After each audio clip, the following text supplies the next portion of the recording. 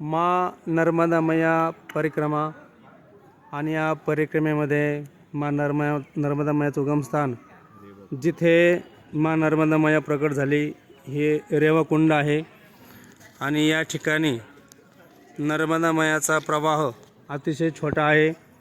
नकळत परिक्रमावासी ते ओलांडूही शकतात.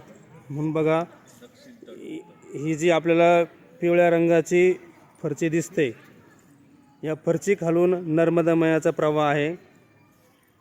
आणि या ठिकाणी बघा इथे उत्तर तट आणि इथे दक्षिण तट आणि असं ही पिवळी फरशी म्हणजे नर्मदा मैयाचा प्रवाह आहे.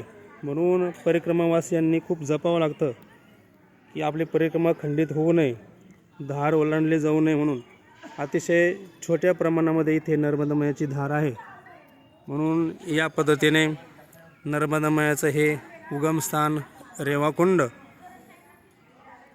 सर्वांनी माँ नर्मदा मैया परिक्रमेचा लाभ घ्यावा आणि मैयाची कृपा अखंड आपल्या जीवनात प्राप्त करून घ्यावी. नर्मदे हर.